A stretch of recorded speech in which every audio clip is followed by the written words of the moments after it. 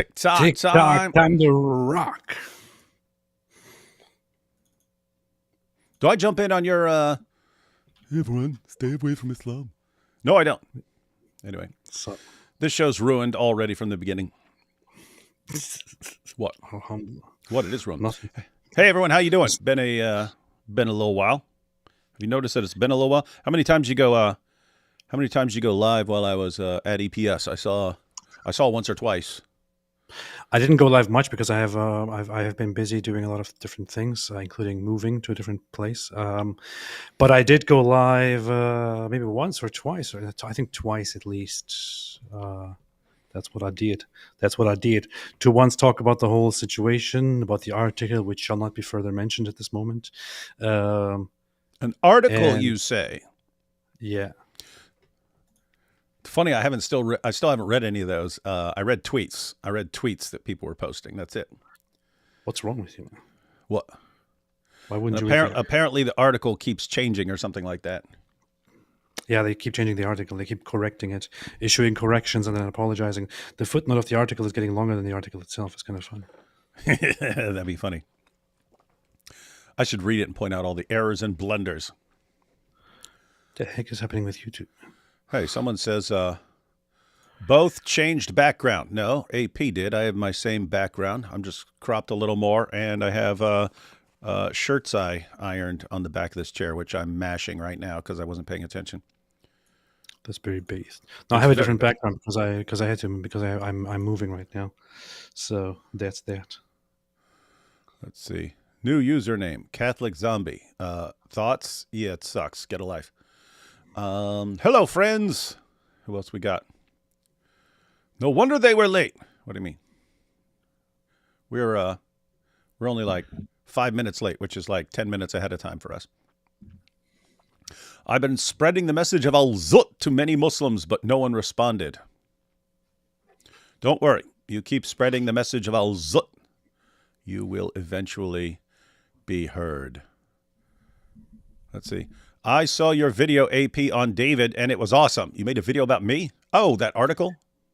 No, it wasn't a video. It was a live stream, but it has become like lots of people watched it. I basically titled it, "It is time to talk about David Wood," and then I basically talked lots of trash about you. So you should have titled, "It's time to really expose the truth about David Wood."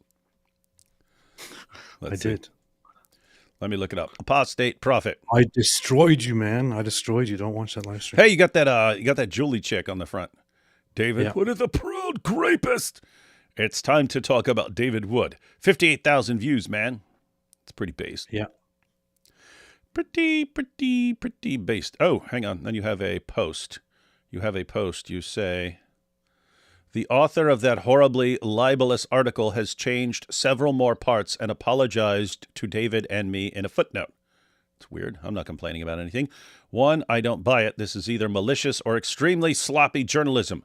2, the article is still defamatory. 3, an apology in the footnotes is not good enough.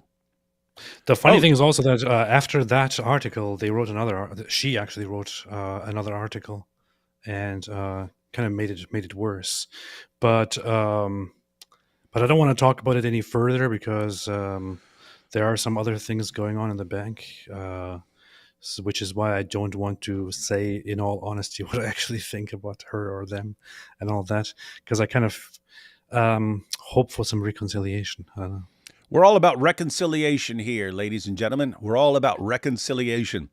But you posted a correction. It says correction TRR. What is TRR? That's the Royce report. The Royce report. The Royce report has made several corrections to this article.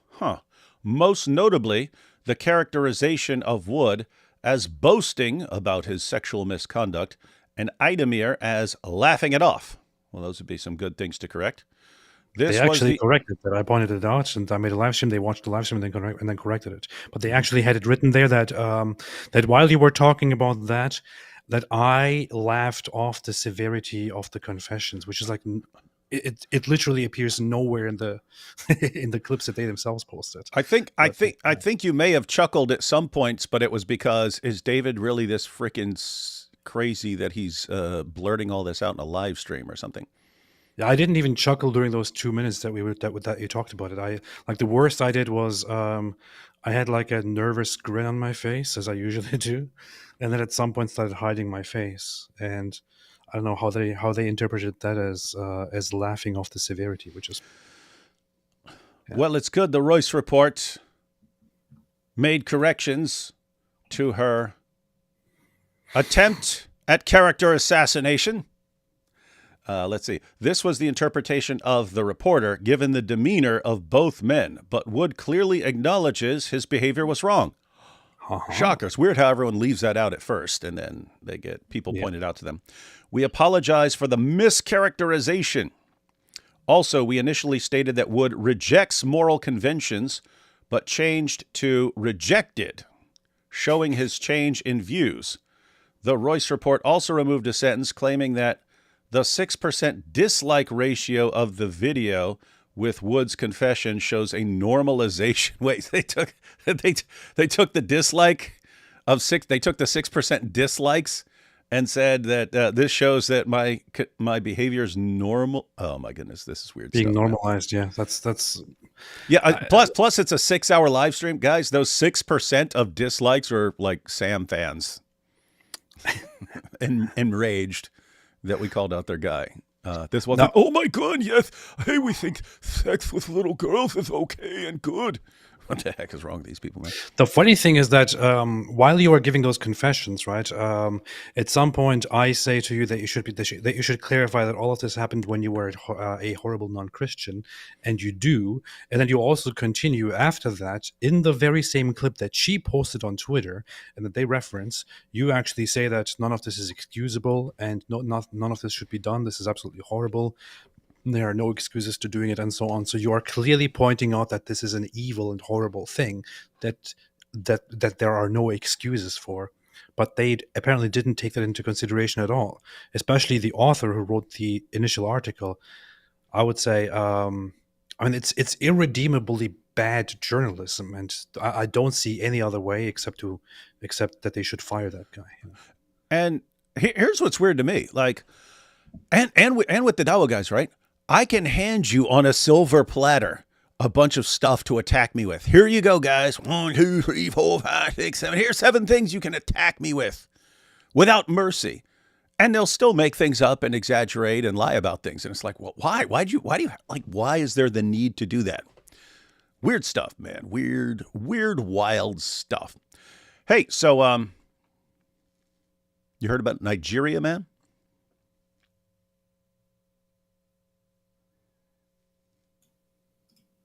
What are you, deaf? Are you talking to me? Sorry. Is your name John McCrae? Huh? Oh, I just muted and listened to something. What is happening? I said you heard of it. You heard of this? Heard of what's going on in Nigeria, man? Nigeria. It's to my understanding, it's a very nice country because it has no diversity. So that's what I heard about it. But what else is going on there? Hang on, let me see how big Nigeria is. It's huge. It's huge. No, they're killing Christians in Nigeria, and there are every now and then people appearing and saying, no, that's not happening. That's just being misrepresented. But it is a country. It is one of those countries that is that was until a certain point mostly Christian and minority Muslim. Was at some point, I think right now is on the verge of becoming Muslim majority. The northern states are Muslim or Islamic states. The southern states in Nigeria are Christian states. And there is tribal violence, tribal Muslim violence against Christians. There's violence against Christians on suspicion that they may have engaged in blasphemous activity and things like that. So there are constantly killings and mass killings of Christians going on, and of course lots of people are ignoring it. After years now, it is finally being talked about, on the mainstream scene.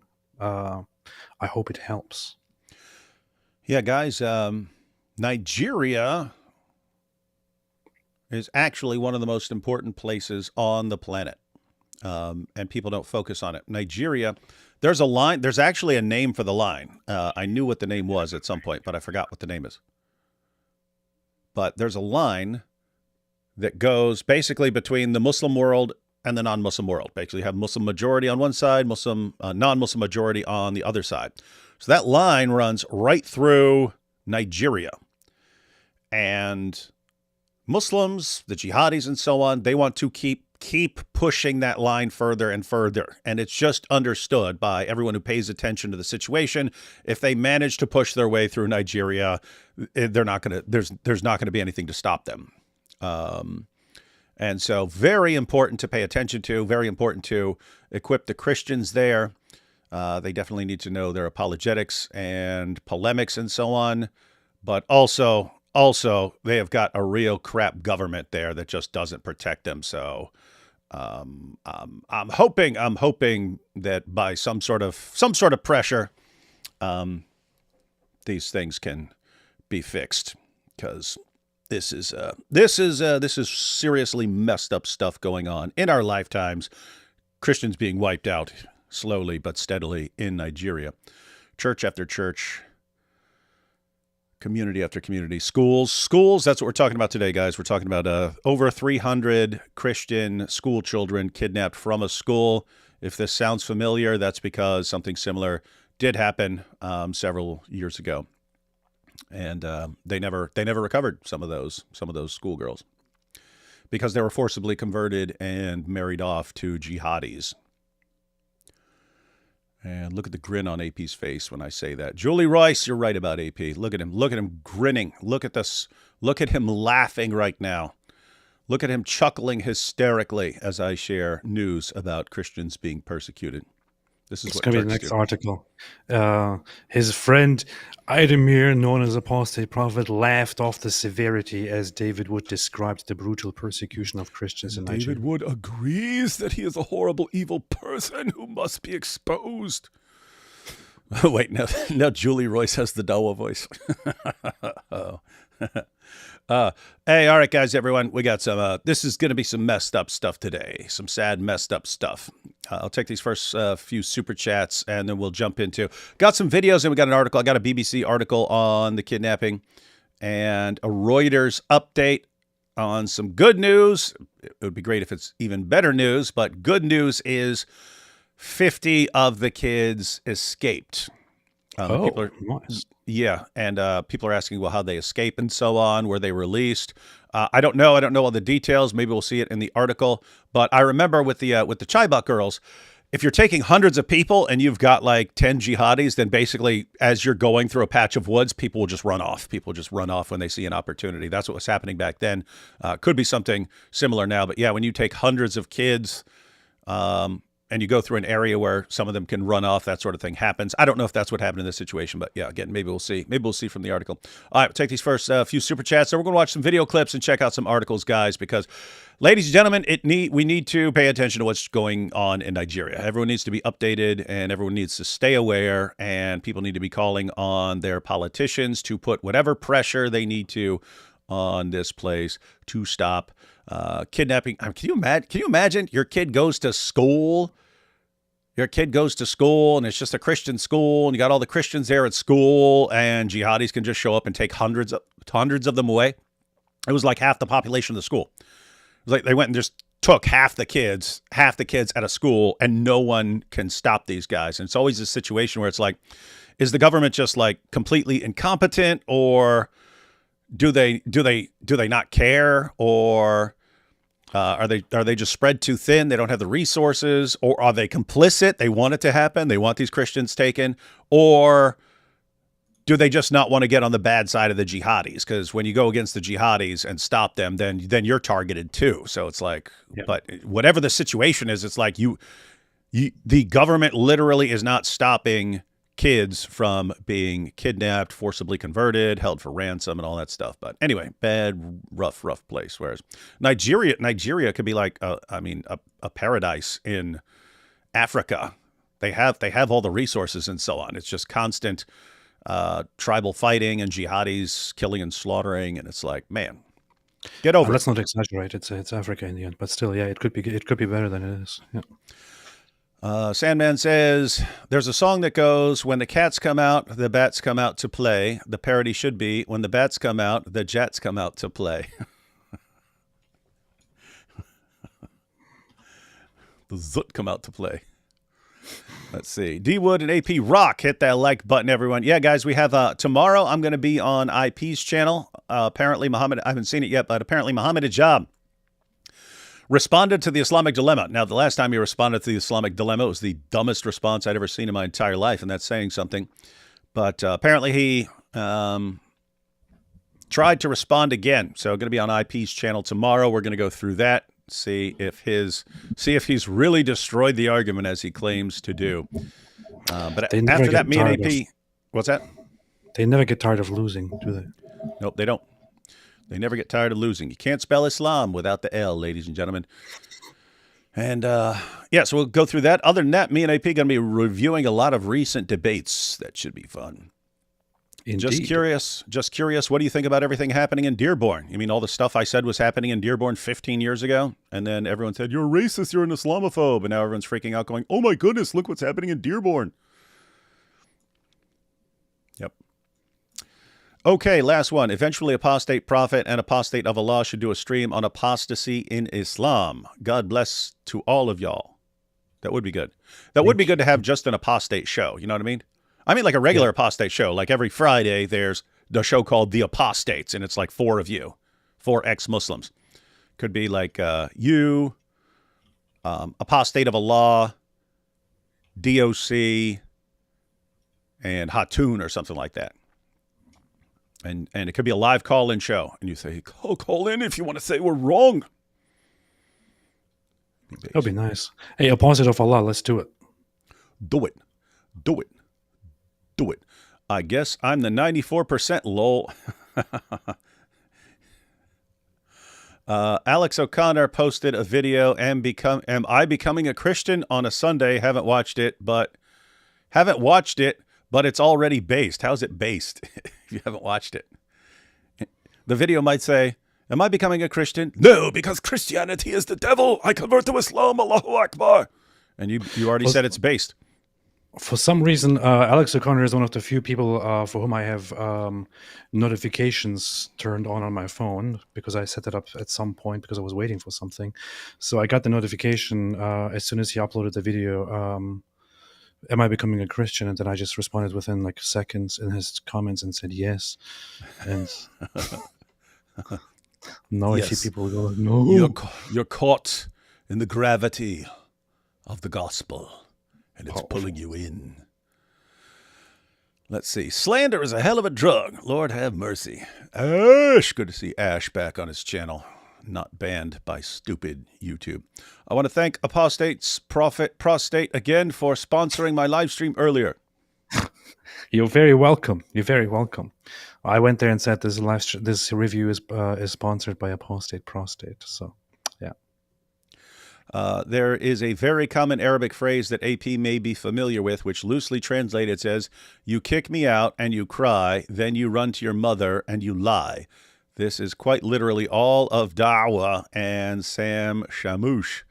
Wait, let me see. That's what they do. You kick me out and you cry, then you run to your mother and you lie. That is, I'm going to steal that and pretend I came up with that line, even though it's apparently a very common Arabic phrase. First of all, how does it rhyme so perfectly if it's an Arabic phrase?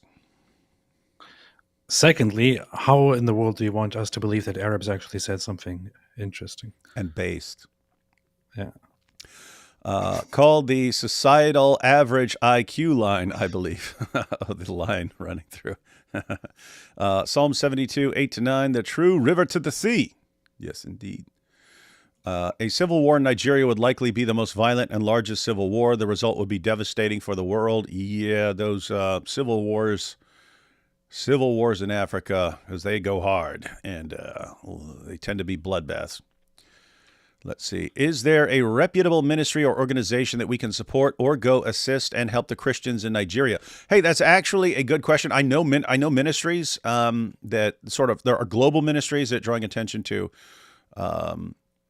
Christian persecution and so on. And there are lots of aid organizations and stuff, but it'd be good. But I don't know. Like if you just see an organization, you don't know if that's like the best organization or if that's very trustworthy. We might need some people kind of who study the area more. Yeah. So Daniel, yeah, if I forget, remind me in the future. But as we get some guests on, we're gonna get actual, as we cover stories from Nigeria, we're gonna get some guests from Nigeria on with us and stuff like this. But we can get more information, and we'll kind of narrow it down to a couple of. We'll figure out what the best the best 2 or 3 ministries or organizations would be, so we can support them. So yeah, that's a good idea. Good point. Did you guys see that they're making a Diddy movie? No, are they? Is it about all Zut? Somebody's making all Zut. Dude, did you ever watch Nabi Asli's animation? It popped up. I didn't want to watch it. So, dude, I have no clue how it's on YouTube. I would play it. It's going to get taken down. One, download it, and he made a music video out of it as well. I don't know how he got AI to do this, but it is a graphic representation of Muhammad's encounter with the men of Al-Zut. It is pretty brutal. The jihadists will have to stand before the Lord to explain why they kidnapped these children and the Lord. Let us pray they are recovered. Yeah, I mean, can you imagine that? You think, hey, you know, it's a really good thing for me to do. Kidnap a bunch of kids from their Catholic school. Can you guys review the AP versus Javad debate? I don't know. Can we? What do you think? Should we review that? So I personally, I thought I don't really want to review it. I wanted others to review it, but there is one aspect, which is the opening statement that he made. I would like to actually at some point sit down and go through it and analyze some of the studies, some of the research, and some of the things that he brought up, because I think that's an important part that that needs to be addressed. Of course, when you bring up studies and cite them during a debate, it's difficult to on the spot respond to them, right? So it's borderline impossible. Which is why Daniel Kikichu got away with it for a while. It would be very nice to sit down and to analyze those and to fact check things and to set the record straight. The thing is, we got to set the record straight, ladies and gentlemen. You heard it here. The thing is, what I felt really bad about, and I still feel bad about right now as we speak, is that in his opening statement, he actually made the point that that Christianity is responsible for the Holocaust because the Nazis and Hitler were Christians. Yeah, they were and I Christians. thought, as soon as he brought that up, I thought, oh, whoa, this is my thing. I have to respond to that immediately. So I made a note on my laptop. For some reason, as I was responding, I completely forgot about it and didn't do it.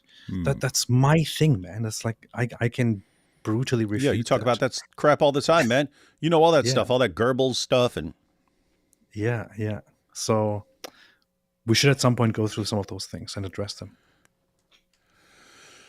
And so we shall. Yeah, we should get a IP on with us, and he can actually check out the studies. Yeah. So yeah, the point AP was making, when some people bring up studies and so on, if someone's bringing up a bunch of studies and citing a bunch of studies, they could be completely misrepresenting them. Very hard to deal with in the middle of a debate. You kind of have to see if in future debates they keep bringing up the same sources, because if they do, then you can read them ahead of time before a debate, which is what AP did, which is what IP did in his debate with Daniel Kikichu. He saw the sources that Daniel kept referencing. He read them all ahead of time. And then in that debate, he showed how Daniel's completely misrepresenting what they said. And that was the beginning of the end. That was the beginning of the end of Daniel's career.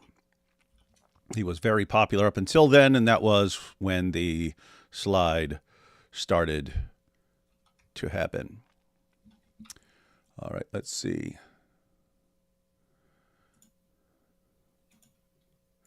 Antichrist called Jesus, but comes in own name think. I don't know. What's name think? The jihadists in Nigeria are the herders. The Fulani. Al-Zut can't spell Islam without slam. Got that, AP? Al-Zut Yeah. can't spell Islam without slam. Muhammad, all right. When do I get the strength of 30 men? Al-Zut, we need to repeat this ritual 29 more times. Alhamdulillah. Sitcom. Momo realizes the truth of the Islamic dilemma and decides he needs to do everything to keep his neighbors from realizing the dilemma. The more he lies, the more his followers go crazy for him. Zut's witnesses knocking at his tent could be a running joke. We need some. Oh, hey! At the apologetics conference I was just speaking at, I met a bunch of Indian dudes who volunteered to play Zut. they volunteered to play Zut in a video. They're like, yes, we'll play them. That's awesome. Indians are awesome, man. My mom is Shia, according to Sam. Let's put these folks behind us and get on to crushing the false religion of Islam. God bless you both. Oh, guys, trust me. The end of 2025 is going to be a banger, and I don't mean in the Zut sense, but you get the idea. Apostate of Allah agrees with me on the Arabic phrase "Neh" to you both. Also, D Wood, it's you kick me, not kick me out. You kick me, not kick me out. Yeah. See? Is that true? Knights of St. Columba are organizing to support Nigeria financially and politically. That's a good idea. Yeah. That's the tricky part. It's like, how do you help someone in a different part of the world and so on? How do you actually do that? But yeah, we got to find ways and do those things. APD Wood, who's a better man, Muhammad or Mike Winger? Muhammad. Mike Winger is a better man than every single man alive. So, what kind of question is this? About to get banned. D Wizzle, just read Acts 18:28, and the Dawah voice and the whole Ummah will convert. Here we go. So this is Apollos. And he knew the scriptures very well. And it says, for he vigorously refuted his Jewish opponents in public debate, proving from the scriptures that Jesus was the Messiah. Powerful. Ooh. Let's see. I'm a bit more than halfway through Sword and Scimitar. Islam has never changed. So should we begin considering the crusade to protect Christians? Wouldn't need to be a crusade, but we've got governments, we've got powerful governments. We see stuff that's going on. The United States typically sends piles and piles of aid to countries there, even where they're persecuting Christians. So now's a good time to start putting pressure on people in various ways, not in a Zut sense, but putting pressure on various nations and stepping in wherever necessary. But is a good time. It's a good time to start dealing with some of these problems. We need to pressure. We need to put pressure. We need to apply pressure. Hello, fellow sinner. Thanks for the work. Do you think there will be another crusade in our lifetime? I don't think it'll be in terms of a crusade. You will get a more aggressive, muscular Christianity. That's just what happens when people are attacking from every direction. You get a reaction. So, yeah. Hitler tried to trick me into. Oh, this is not even. No, I didn't even monetize this because it's talking about messed up stuff. So Hitler's Pope Pius XII saved thousands of Jews. He did indeed. Not according to Javad Hashmi. The thing is that the history of the Catholic Church or of Catholics or of Catholic clergy and the Nazis is a little bit complicated because there was some clergy involved that actually did provide paths to escape for Nazis and things like that. But overall, the Catholic Church was not fond of the Nazis, to say the least. And Hitler hated the Catholic Church and wanted to suppress it as much as possible.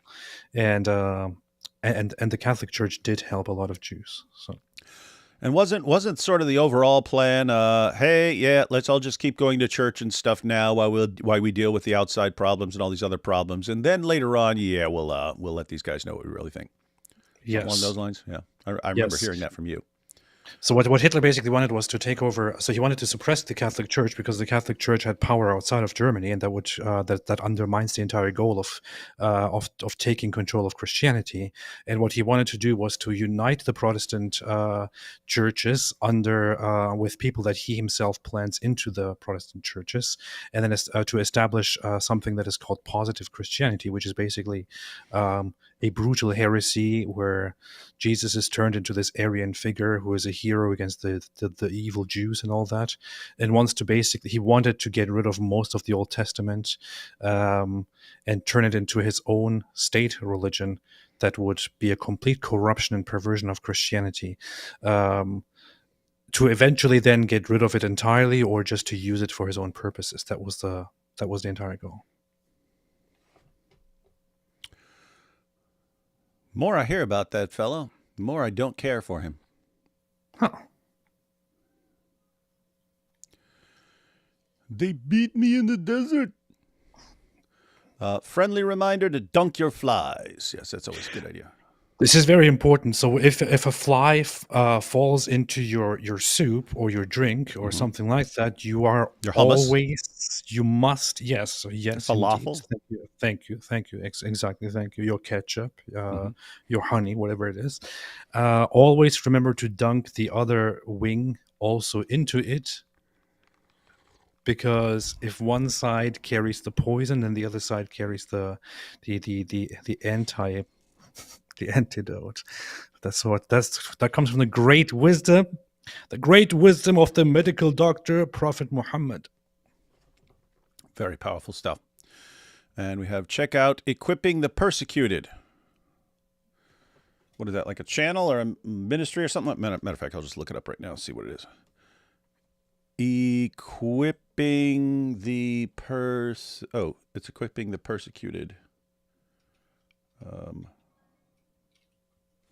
Oh, hang on. We got someone joining us.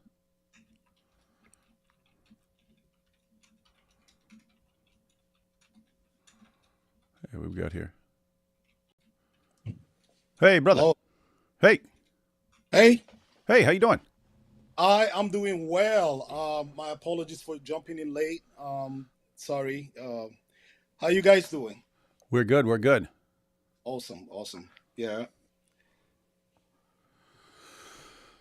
I know your name, but what should we call you here? Yeah, you can call me Amos. Okay. How about Amos? That's the American pronunciation. Yeah, Just that's say all Amos, man. right. Either way is fine. Amos. So yeah, well, hey, why don't you tell us a little bit about share a little bit about you're new here. You're new here. People aren't familiar with you, but yeah, Right. share a little bit about your background and so on, and then we're just wrapping up the super chats we're going through, and then we're going to check out some video clips and such. Oh, sure.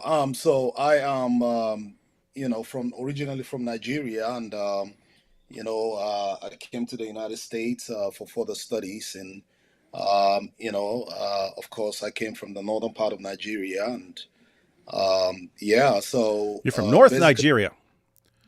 yeah, That's the worst part, right? For everyone who's not familiar with this. sure. I mean, that's if you are following the news, you would know that a lot is going on, in that area, that region of the world, and what is coming out from that place is something that is interesting here in the United States, and it's alarming to so many people, especially Christians. And so, hey, I don't know if you know, but someone was just asking just a few minutes ago, like, is there a way, like, what ministries or organizations should Christians be supporting? So, are you familiar with any organizations that are like trying to help Christians in Nigeria that you can think of off the top of your head? We can always come back to it at some point in the future, but Yeah, sure. I mean, if someone is actually interested, I mean that could be something that we could talk about, and find ways that we could connect people to those organizations. But I know of CSW, Christian Solidarity Worldwide, in Nigeria. I know one of our friends is actually the one who is the executive director of that Christian Solidarity worldwide. All right. Yeah, we'll be checking that out. And let's see. Yeah, we can put that out. See, David, from one sinner to another, I love you, brother. May our Lord Jesus Christ protect them. Can you please lead a quick prayer for the Nigerians? Hey, Amos. Who's that? That's me. Okay. We have a request. We have a request to lead a quick prayer for the Nigerians. Yes. That's something you could do? Yeah. I mean, I would love to do that. All right, let's do it. Praying for Nigeria. I would love to go ahead and do that. All right. Let's pray. Let's pray together. Father, we want to lift up Nigeria to you. It is a country with uniqueness. It is a country that is by design in your plan. And Lord, we know that you have amazing plans for the people of Nigeria, and most especially those who are believers in Christ. The church in Nigeria has been a vibrant church, and believers are passionate for the gospel of our Lord and Savior Jesus Christ. But Lord, we know recently what's plaguing the Christian community, what's plaguing the church, and we plead with you as the one who is the I am that I am, the one who is the great and mighty God, the one who is able to intervene in people's situation. We plead that you would please encourage our brothers and our sisters and speak words of peace to them. And I just pray, Father, Lord, that in their moments of struggles and weakness, that you will strengthen them and help them to stand firm and to stand strong and to know that you have made great promises, that even in the midst of intense persecution, you will not leave them, you will not forsake them, for you do watch over your people. This is a promise from you, Lord, and I pray that they will begin to experience all of this wonderful promise as they trust you, as they look to you, as the psalmist would say, as I look up to the hills, where does my help come from? My help comes from the Lord God Almighty, the maker of the heavens and the earth and all that is within. And Lord, we know that Nigeria and the church and believers in Christ are by design part of those you have in your heart. And so, Lord, I pray that you encourage them. Please. Thank you, Lord. And for as many who are have been adopted, Lord, I just pray for a deliverance in one way or the other that can only come from you. Deliverance from the evil ones. Deliverance from the jihadists. Deliverance from the Islamists. I pray, oh God in heaven, that you will bring peace and restore order in that nation, Nigeria. In Jesus' name, amen. Amen. Yeah. Oops, my camera cut out. I keep forgetting to troubleshoot and see if I need to update or something like this, but my camera, and then I have to shut the program down. Anyway, not supposed to do that. I have everything tricked out. But hey, Amos. Yeah. Now look where I am. Y'all see where I am? when I restart it, that's what happens. Yeah. Were you able to see the CSW Nigeria? I don't know. I pulled up a couple of video clips. Let's go through them. So what I have is I have one news clip that was from. Yeah, this was several days ago when there was another kidnapping at another school, and they took like 25 or 26, I think. Yeah, 25 students abducted. And that was just like last week. And then we have over 300 kidnapped, I guess yesterday. And then I've got some Nigerian church leaders speaking about what happened. So we're going to check out those. But let's go ahead and check out this clip from what happened a week ago. Police say at least 25 female students are missing after gunmen stormed a boarding school in Nigeria. Officials say the vice principal is dead after the ambush and abduction. Now authorities are trying to find the girls and figure out who's responsible. ABC's foreign correspondent Marcus Moore has the details on that. Hi, Marcus. Hi, Diane. There is an urgent search and rescue operation underway in Nigeria as I speak to you now. Local police, along with members of the country's military, are looking for the 25 girls who were abducted from their dorm rooms in Kebbi State. That's in the northwestern part of Nigeria. According to police... The craziest, like over and over again, it's just like straight out of schools. Like anyone could just roll up into... Matter of fact, I mean, oh, gosh. Yeah. If other nations wanted to help, I mean, it'd just be, look... If I was some other nation with some something, I would like just fund good security, right? Take up a if I was a nation that wanted to support other countries, I'd say, okay, I'm going to support your country, but we're providing funding specifically for massive security for schools, because it's just over and over again. It's just walking right up to schools and running off with dozens or sometimes hundreds of students. Yeah. I mean, this is not new. This is not new. This is something that is over a decade. If you remember the Chibok girls, 276 of them that were abducted from a community that is a majority Christian community in the south. In the northeastern part of Nigeria. This was over 10 years ago. Mm-hmm.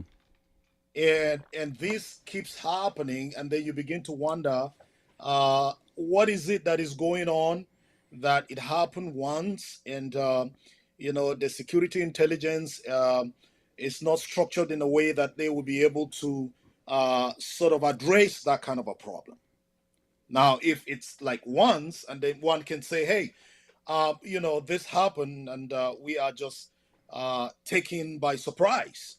But if it's consistently happening and is becoming like an order of the day, something that is more like a business or something, then you would know that it's a complete failure. Something's wrong. Yeah, and I remember with the Chibok girls that the overall response of people in the West was to post a hashtag. They would all post a little picture of themselves holding a hashtag, bring back our girls, and then looking really concerned. And Michelle Obama posted a picture, and I'm just thinking, like, who are those hashtags for? It's like, I mean, do you think any of the kidnappers are going to be like, oh, they're posting a hashtag, man? All right, we got to bring back the girls, man, because they're posting a hashtag, and then like Western nation, and then so all they do is post a hashtag for a while, and they don't bring back the girls, and everyone's like, well, we did all we could. We posted a hashtag, and then since then it seems like now we don't want to pay attention to it anymore because our hashtag isn't going to work, and since our hashtag isn't going to work, we'll just there's nothing we can do. And it's actually interesting, like interest in Nigeria, because me and Robert Spencer would cover stuff that comes out of Nigeria, but like no one else was. And we do a show This Week in Jihad, and we said many times while we're doing This Week in Jihad and we cover Nigeria that we could have done a weekly show just on what's going on in Nigeria, because it's every week there were attacks. And and so it's like, yeah, people just didn't pay attention, and it's actually an interesting result of the Israel's war with Hamas, that all the attention was right there, and other people start going, whenever there was a criticism, it's like, hey, if you're criticizing that, how come we never hear you guys say one word about what's going on in Nigeria? Hey, if you're pointing to that, fine, but why does everyone ignore Nigeria? And people kept saying this until some people started paying attention to what's going on in Nigeria. So yeah, I hope that let me back up to this little map real quick that they just put on the screen.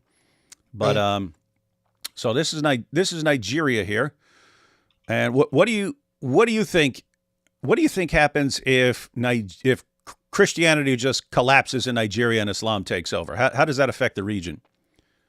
Hey, my goodness! So just imagine having 230 million people, you know, that would be disastrous. That would be disastrous because, as you probably would know, Nigeria is said to be the giant of Africa, in terms of population. Economically, I mean, there's also a point there. And the reality is that Nigeria is critical. The jihadists know that if they are able to capture Nigeria, I mean, I wanted to say Nigeria is strategic to whatever agenda that they have. If they are able to capture Nigeria, it's going to be easier to capture other nations in West Africa. And so the battle for Nigeria, it's a battle for West Africa. The battle for Nigeria, ladies and gentlemen, is the battle for West Africa. That's what's going on right before your eyes. And I have to say, too frequently, we let problems go on until they're almost impossible to fix when they could be fixed along the way. It's weird. Let's go back David, to this. What? I'm gonna leave. I have like big issues with the computer and all that. Gotta set things up. I'll leave you to it. You continue without me for tonight. Okay, we'll do it tomorrow. Good. Right, Go man. away. Go away. Okay. Nice to meet you, Amos. Thank you. Good Yeah. night. Thank you. All right. Your new nickname is Nigerian AP. So Yep. I'm just saying that because people are going to start calling you AP and saying, hey, AP looks different today. All right, let's get back to this video. State that's in the northwestern part of Nigeria. According to police, armed bandits stormed the government-funded secondary school at around 4 o'clock in the morning. The assistant principal was shot and killed. Another staffer, we understand, suffered injuries. Authorities say the bandits scaled the fencing around that school and that the abduction was well underway by the time emergency responders arrived there. According to initial reports, the bandits fired sporadically inside the school before the gunmen escaped with the children to an unknown destination. And at this point, no group has claimed responsibility for this. Now, this most recent kidnapping follows a string of mass abductions in parts of Nigeria. You may recall the infamous kidnapping of 276 schoolgirls from their school back in 2014. Yeah, guys, so think about that. 276 back when we heard about that, years ago. But this attack was 25, but the one that just happened was 315. So that was even more. The militant group Boko Haram carried out that abduction, and more than a decade later, 82 of those girls are still missing. In fact, according to the United Nations, at least 1,400 children have been abducted from their schools since that incident. And experts say some of them have been taken for ransom, forced marriages, or human trafficking, as well as for prisoner exchanges. And so this is an ongoing issue that officials in Nigeria are under increasing pressure to address. Of course, Diane, right now, there's grave concern for those 25 girls who were abducted on Monday. All right, Marcus Moore, thank you. Yeah, so apparently the hashtag didn't work, and 80-some of the girls have never been recovered, even after all these years. Why? They either were beaten and killed, or they're someone's wives at this point. Forced into becoming baby-making machines for future kidnappers and terrorists. Amos, what are the... Because most of us, I mean, even me, like I've covered stories out of Nigeria for a while, but what's the situation like in terms of the groups? We know there are groups like Boko Haram, and then there's their version of ISIS there, but I'm assuming they're also just like non-Islamic, like gangs and stuff of bandits or something like that. Is that right? What are kind of the different groups out there? Yeah, that's what we're hearing. So I know that we have Boko Haram. Boko Haram was actually the one that started. Okay, and when they started, the name actually didn't begin as Boko Haram. And they actually didn't even call themselves Boko Haram. They were nicknamed. So that was a derogatory name because of their stated ideology. They started as some type of Sahaba group. And you know about this whole concept of Sahaba in Islam. And when they began, it was discovered that this group is beginning to do some type of military exercise and some type of military training. So there was a security leak, and based on certain activities that were going on in the northwestern, actually, region of Nigeria, in the very state that some schoolgirls are abducted recently. And so the security actually swing into action, and I think they invaded that camp where they were, and with time the name started changing.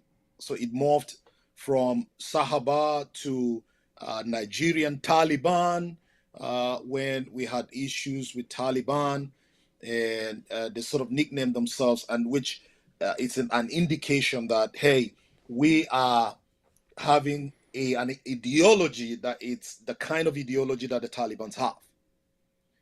And then gradually the name sort of morphed to Yusufia, and these are followers of the founder of Boko Haram, Mohammed Yusuf.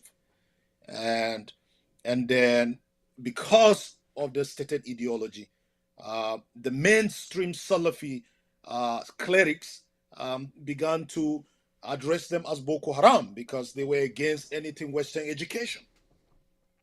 And so that's the popular name. Everybody knows them as Boko Haram. And so Boko Haram, continued to grow in the northeastern part of Nigeria, specifically Borno State.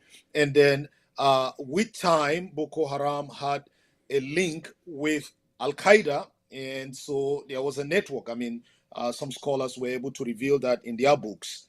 And so this is not just me fabricating something, but there is an extensive research that was done by some really people who are involved in studying, extremist or Islamist, and they were able to discover that. And it was actually Jacob Zane in Unmasking Boko Haram. He was able to reveal some of these things that I'm talking about in that place. So, I mean, when they had a link with Al Qaeda, then we had a version of not just Boko Haram as a local terrorist organization operating within Nigeria, but we have another form of a terrorist organization that is called ISWAP, Islamic State of West African Province. Now this is their mission. The mission is to capture West Africa, and if possible, implement Sharia, and if possible, Islamize that part of the world. I mean, I know that we can get pushbacks from people, but these guys are saying this is what we're out for. So we are not supposed to, change what the narrative. I mean, if that's their stated ideology, then that is it. They have a reason why they want to do that. And so we had ISWAP and then Boko Haram. So the guy who took over Boko Haram after the founder was killed, was actually the leader of the ISWAP. But there was a problem between ISWAP and Al Qaeda because of the use of or the application of takfir. And so because of that, the guy who was the leader was now dethroned, and another leader was actually appointed to lead the ISWAP.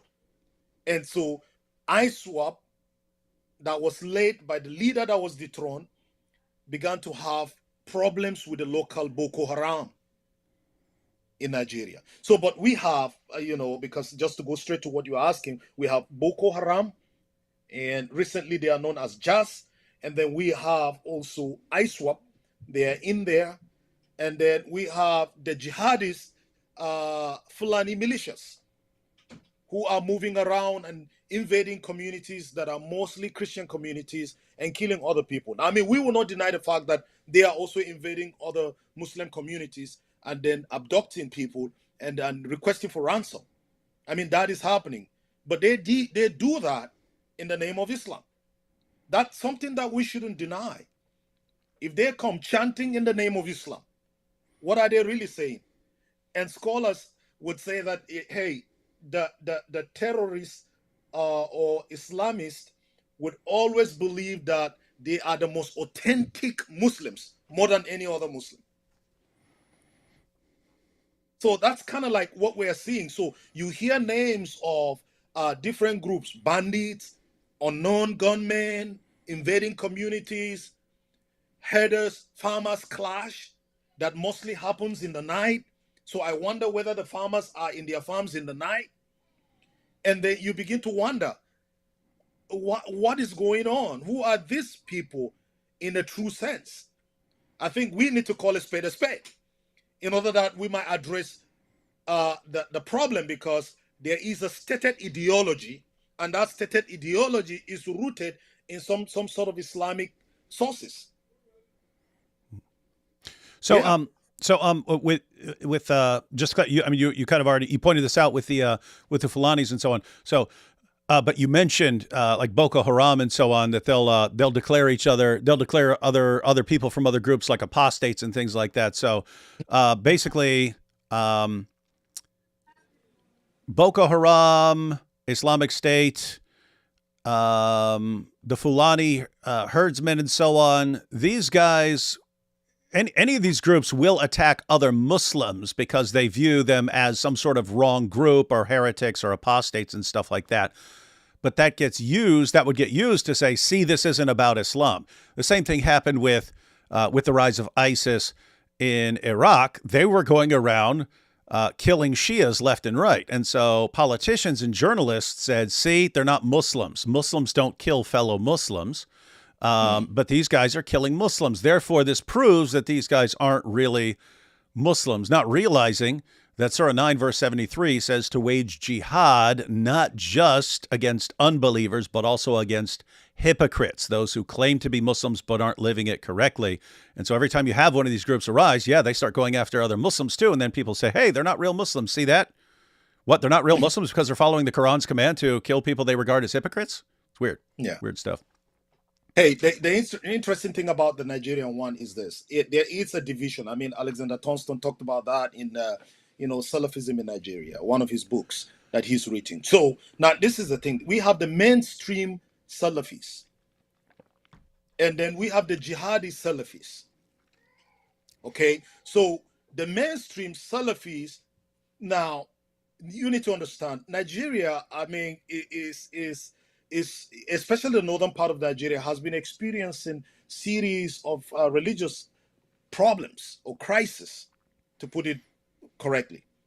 And this started even 1804 when Uthman Danfodio began the jihad in the northern part of Nigeria. And that was what brought about the establishment of the caliphate. So the Sokoto Caliphate is a direct result of the jihad that started at that time.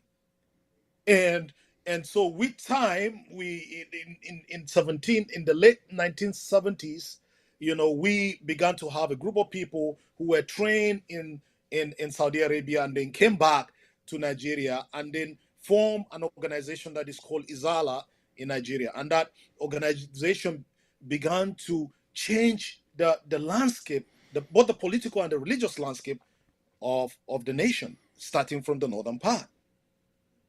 And then you can talk about the 1999 issue of the Sharia, implementing Sharia and putting Sharia into the Constitution of Nigeria. So Boko Haram did not just come out of an empty space. The founder of Boko Haram was part of these movements. In fact, it is recorded that, the founder of Boko Haram was directly mentored by one of the Izala, mainstream Izala scholar and clerics. I mean, it is clear Sheikh Jafar is one of those guys that mentored him. But when they began to state their ideology, and then the mainstream Salafis began to call their names and began to debate with them and began to say, hey, they are heretics, then that was where the issue began.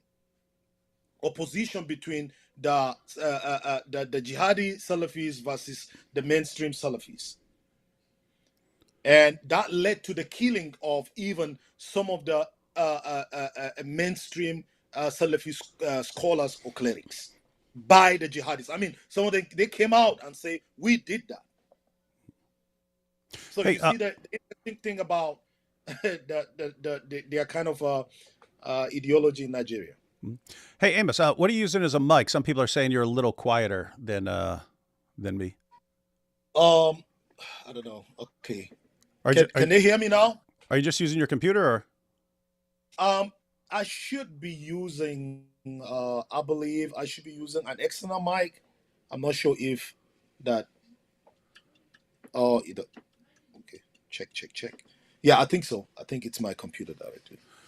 Can you go up to your settings and go to audio output and see if you can increase it? I can't increase it anymore from here, but we'll see. If not, I'll turn down everything else, and then it should be matching, and then people can just turn up their volume on their own. Okay, let me see what I have here. Okay, here, check 1, 2. This is display setting. What is that, Mac or PC? Is in the USB audio. That's an external. Is that the input? Yeah, that's input. Yeah, so that's an external mic. This one that I'm using. Check 1, 2. Does it move closer? Check. Yeah, I actually just moved it closer. Let me see if I can increase that. Check 1, 2. Check. Can they hear me now? Go ahead and tap that mic so I can make sure that's what's picking it up.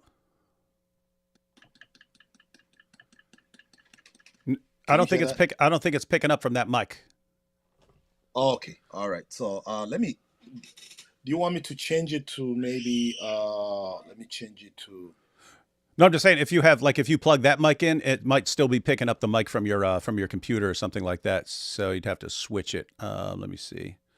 I don't think I can switch anything here. USB audio codecs.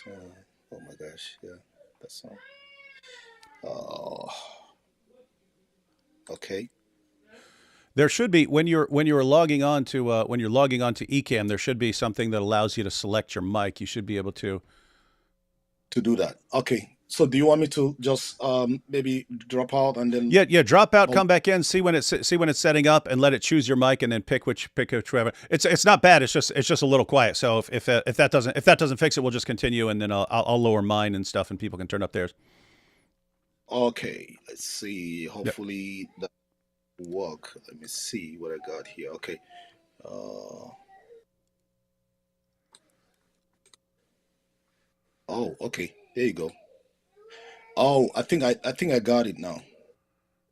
Check 1, 2. Can they hear me now very well? Yeah, it sounds different. Go ahead and tap the mic. All right. There we go. Now it's picking up that mic. All right. Awesome. There you go. Yeah, much louder. There you go. Yep. All good now. All good. Yeah. Okay. Good. It would have taken me 3 hours to get AP to figure that out. All right. That's cool. Oh. All right. I'm glad we figured it out. Yeah, that's good. All right, take a couple super chats and we'll check out the next video here. Hey David, I love you, and meeting you in New York City was a blessing. Do you know where Muslim booths are to debate them? No, I don't know specific locations. I know they set up in some of the parks around there, but you can actually go to their videos. The guys who live stream their dawah, and you can just see which parks they go to and when they're going to be there. And yep, that's a good time to go do some evangelism. Stuff in Nigeria is bad, but Gaza. Oh, stuff in Nigeria is bad, but Gaza. Online folks. Yeah, that is something we hear. God bless you guys. Thank you. Hey, Amos, do you know of Judy K? And then we have Omir Muma. No, I don't know that person. I'm sorry. Give a little bit of context. Evening, y'all. Are there any plans to make shirts or merch to fund and bring awareness to the oppression of the Nigerian Christians, or donation links? I have to say, if we figured out what what the best, most trusted organization is for helping Nigerian Christians that would be good for people to wear shirts. Now you can even put like the QR codes and stuff like this. So you put you just have something on there about supporting Nigerian Christians and then a code that they can scan and then contribute. Yeah, we should get something like that, ladies and gentlemen. Yeah, sure. If we figure out something like that, we would definitely come up with it. Thank you so much, D. Wood, AP, and Amos. This is a true example of systemic oppression. The system is Islam. Lord have mercy. Yep. Yeah. By the way, Amos, I was talking to AP before you jumped on. I was pointing out that I don't know exactly what the situation is because I don't understand the government. But when I see a government not stopping things like this, it's like, okay, either they don't have the resources or the ability. There's just kind of like a weak government that can't do it. Or they actually support it somehow. Like there are people who want this stuff to happen, and so they don't interfere as much as they could if they wanted to. Or if they're like scared, they don't want to cross the jihadis because they don't want to be targeted by the jihadis. So what is it? Is it like incompetence, or is it they just don't have the ability because Nigeria is a huge place? Or is it they actually, some of them support it, or they just don't want to mess with the jihadis because then the jihadis will go after them too? Yeah, so I think that the issue with the government, it's really a very complicated, issue. I mean, you can take it back to the time of, Goodluck Jonathan when he was the president, and it was during his time that, this whole thing with Boko Haram, started, and it was one-sided a little bit. It didn't spread actually to other parts of Nigeria, but at that time you could see a lot of politics involved in it. I mean, from my perspective, there is a lot of sympathy to the people, and I think some people who in the government are complicit about this. It's a lot of compromise, for political reasons, I believe. And, some people were using probably some of these people, from my perspective, and empowering them to do what they do. I mean, so that it's also a factor. But I always tell people that we should not run away from what the jihadists are actually saying themselves. The founder of Boko Haram was part of the government in his state. He was a government appointee in his state. He was involved directly in helping the Sharia code in his state. And so, in another word, you can argue to say that he was part of the government. You see that? So if he was government, then something is wrong. There's already a link established. And what's going on right now with the whole issue of banditry, with the whole issue of this, and I'm saying this, quote unquote, herders farmers clash, which I totally disagree with it. I disagree with it because, I mean, you cannot have a clash in the name of a religion. You cannot have a clash and chanting a religious belief. You see the point? So if you're doing that, then something is wrong. You are doing it because you believe in that religion. You believe in some sort of jihad. You believe in some sort of a religious ideology, and you are pushing for that to establish something that is greater. You see the point? So for me, I would think that there is complicit to this matter because the government is not willing to call a spade a spade. And if you look at it, the whole situation, how many of these people have been arrested? How many of these people have been prosecuted? Just imagine that. You can just Google and check for yourself and see. All we keep hearing is that there are repentant Boko Haram members. Now, repentant Boko Haram members, these are people who have been proscribed as terrorists. And now somebody went and negotiated with them, who has probably an influence with the government. And then after negotiating with them and then you are bringing a set of people back to say that they have repented of their stated ideology. And then you spend government money on these people to rehabilitate them. And after rehabilitating them, you release them back into the communities and even allowing some of them to be part of the military. That's a complicit. I mean, that's a compromise. I think something is wrong. Something is wrong. Oh, something's wrong. Yeah, something is wrong. Yeah, so, I mean, the government should be able to know, and they should be able to address it. So if they are able to look at evil and call it by its name, I think it's going to solve the problem. But if we are just, using some type of name and then denying the fact that there is genocide and people have been murdered in their communities in their hundreds and thousands, people have been displaced from their community, and some other people are taking over some of those lands. And we know how important, how significant an African man in that part of the world is tied to his ancestral land. So something is wrong. You know why? Because this is something that is continuing for over a decade. It has happened before. It appeared as if things have changed. And then all of a sudden, it becomes like a really massive campaign, a militant campaign to intentionally and strategically take over some places.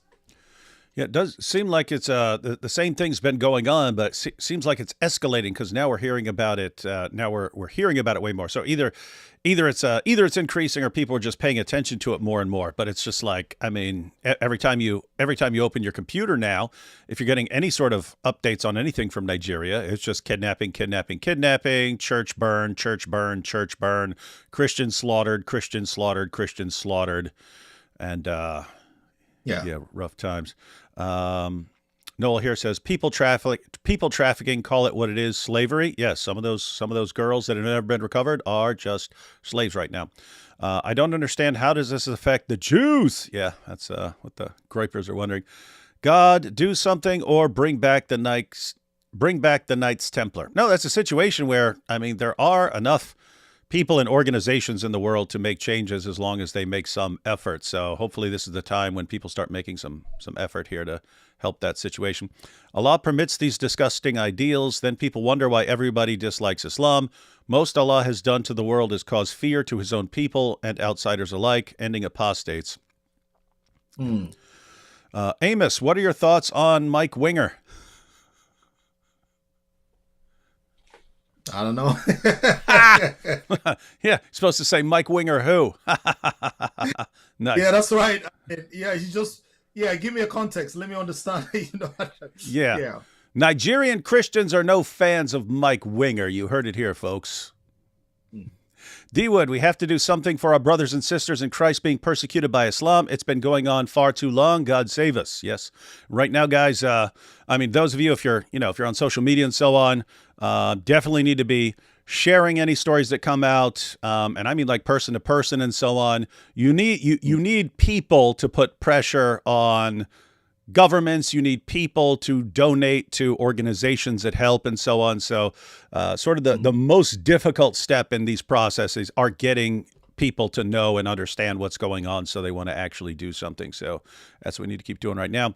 I got beef with Mike Winger. My TV went to one of his videos where he said kids shouldn't believe in a fake Santa. Well, my 6-year-old was listening. Yep, that's why you never listen to Mike Winger. He is not safe. He is not safe for kids to listen to. Crusade 2025. Who's with me? No, I don't need that. Judy Kay. Yeah. Okay, so we were wondering who Judy Kay is. Judy Kay is a very famous Christian singer, even in Kenya and America. Based the music on YouTube. Omir Muma and More Than Gold are two of her songs. So you guys can check that out. And Nigeria basically runs on corruption. That's what it's kind of sounding like. And that's the rough part. Again, we send big trunks of money in aid to Nigeria, but that's going to a government that is corrupt, and so got to clean that up. It seems like a lot of the problems could be fixed by getting by reform in the government or something like that. That seems like it would help some. There are rebels. They are coming to Christ. I know people who worked with them from YWAM. The testimonies are worth checking out. That's cool. All right, we're going to go. Hey, Amos, you still there? You're frozen. Uh-oh. We might have lost Amos. We'll go and check out a video, see if he comes back. Let's see. All right, so we're going to check out the video about the attack that just took place where over 300 kids are now missing. 300 were taken, and I think 50 escaped. But let's go ahead and check out the story here. Right now, Nigeria stepping up the search for more than 300 school children and a dozen teachers abducted at gunpoint from a Catholic boarding school. All right, let's see. Yo. Oh, you're good. Yeah, you froze for a bit. All right. Yeah, I don't know why. Oh, you're good. No, it's just internet fluctuates. It happens. So, Okay. Yep. All right. So so internet's all connected, but yeah, basically if a bunch of people turn on Netflix at some point or something like this, it can affect everyone else. All right. So yeah, we're going to check out this video about what just happened. 300 plus children, 12 teachers abducted in Nigeria. I think the total was 315 with the kids and the teachers. So I think 303 children and 12 teachers. And then I believe around 50 of the children escaped. So go ahead and check out this video. Has this happened before, you guys? Yeah, it follows a series of major attacks this week after President Trump moved to label Nigeria as a country of particular concern. Chanley Painter is here with the latest details. Hey, Chanley. Hey, good morning. So authorities there saying military and security forces have since been deployed to that community where on Friday, 315 students and teachers were kidnapped, which is nearly half of the school's total.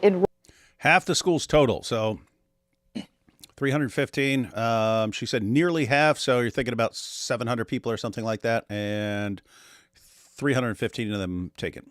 Students. Authorities saying those students captured were both male and female and range in age from 10 years old to 18 years old. The mass abduction took place at St. Mary's Catholic boarding school in the remote Papiri community Friday morning. And it's the country's second mass school abduction in just a week. On Monday, gunmen also stormed a secondary school some 100 miles away, abducting 25 young girls. And also this week, a church was attacked by gunmen in a neighboring state where 2 people were killed.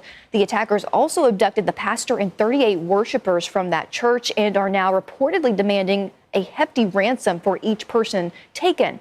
As of today, the government in that country has closed 47 federal colleges, according to Nigeria's Federal Ministry of Education. Guys, hear that? They had to shut down 47 schools because schools just aren't safe. But I mean, imagine how sick some of these groups have to be that their targets are school kids, right? They just, hey, let's go and terrorize school kids, kidnap them, forcibly convert some of them, marry some of them, keep some of them as slaves, sell some of them back, and you're just going school to school and church to church, apparently, for this. And this is how these groups are functioning. This is sick, evil stuff here. And of course, this all comes after President what's that?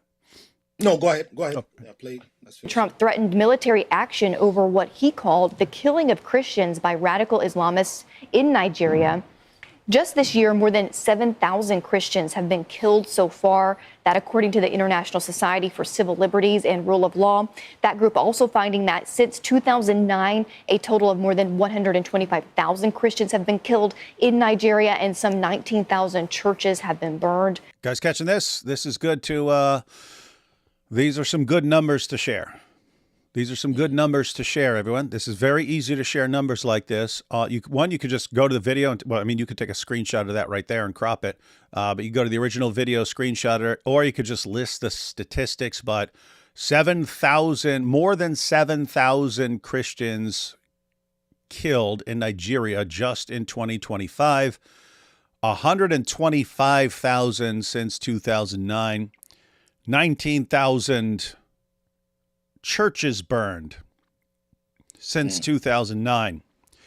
And when do you hear about this? You're hearing about it now because now people are bringing it up, and you heard about it many years ago with the Chibok girls, but that's it. We just don't hear. We don't hear. If this sort of thing were going on in like the UK or something like that, as bad as the UK is, we'd be hearing about it. But it's Nigerian, so people just don't care as much.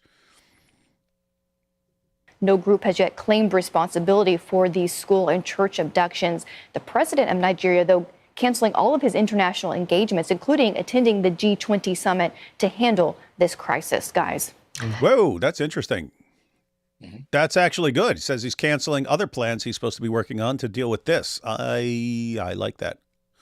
I mean, that's I just want to. I hope he meets with like some Nigerian, some people in Nigeria who know what's going on and can get him accurately informed and tell him what they need. What were you saying?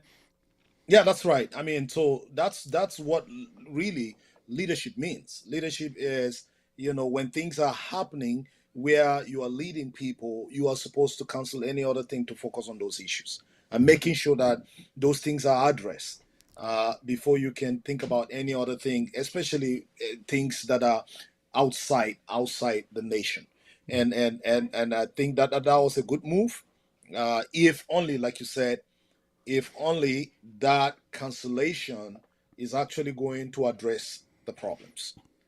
But if it's not going to address the problems, then I think it's all a waste. It's all just waste. So let me say something about this thing. I mean, imagine this was the stated ideology of Boko Haram. They are against Western education. Anything Western education is forbidden. Westernization, influence, democracy, the Constitution is forbidden. In fact, they've gone to the extent to say that those who are involved in the government system is forbidden. Sharia is the only way. So all of these should be replaced with Sharia. Western education should be replaced with Islamic education. Now, they were abducting students from schools because that's their stated ideology. They are opposing Western education. Over a decade, they've started this after even preaching and teaching and saying these things. And literally, some of them who are a part of the Boko Haram group were literally burning down their diplomas as a clear indication that they are against Western education.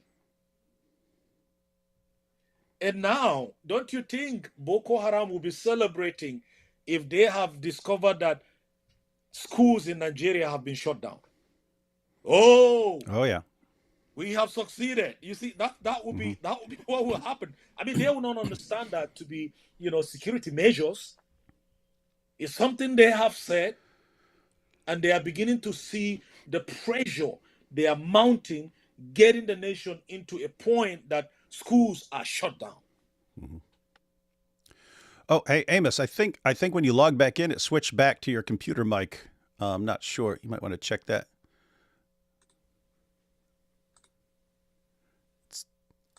Oh, yeah. Okay, I'm sorry. Oh, yeah, I should be back. No, we've seen every sort of technical difficulty along the and all right, that's helpful. Yeah. But I mean, think about the connections here, right? So you've got Nigeria, and there's just this war on education, and they target schools, and then the result of targeting the schools is to shut down the schools, which is what they want. And you think, okay, maybe this is just some local thing. No, go look at Afghanistan, completely different part of the world, completely different ethnic background and so on. What do? They're not allowing girls to go to school beyond the age of 12. because by then they want them married off and under the control of a man, of their husband, and so on. But they don't want them to learn too much. And then just in the debate that recently occurred, Andrew Wilson versus Daniel Hakikachu, Daniel Hakikachu says he prefers low IQ societies because they're less likely to leave Islam. And I mean, just think about this. They're just telling you that we want to keep everyone as stupid as possible. We want everyone to be as stupid as possible because this makes them easier for Islam to control. The moment they start getting smart, we're worried about them leaving Islam. So we want to keep people dumb. That's what we're hearing. That's what we're hearing from these guys. Yeah. Wild stuff. It's just very unfortunate that they will hold to that. And what I discovered is that anything Western, they don't only see it as Western, but they see it as something that has to do with Christianity. Mm-hmm. And so opposing anything Western is... Whoops.